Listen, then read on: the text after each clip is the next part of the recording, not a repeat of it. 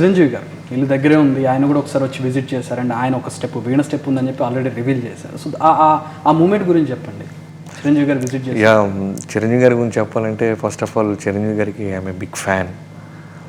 కళ్యాణ్ గారికి రావడానికి ముందు నుంచి కూడా సెకండ్ క్లాస్ నుంచి నేను చిరంజీవి గారి సినిమాలు బేవచ్చంగా చూస్తుండేవాడిని. మొన్న ఆడియో ఫంక్షన్లో కూడా చెప్పాను.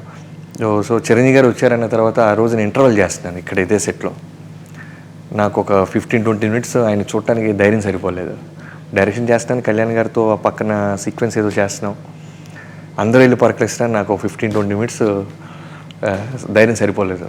తర్వాత ఇంకా ఆగలేక వచ్చేసాను. ఇక్కడే కూర్చున్నారు అప్పుడు చిరంజీవి గారు. సో చిరంజీవి గారు ఇక్కడికే వచ్చి కలిశాను. చెప్పాను, సార్ నేను మీకు చాలా పెద్ద ఫ్యాన్ సార్.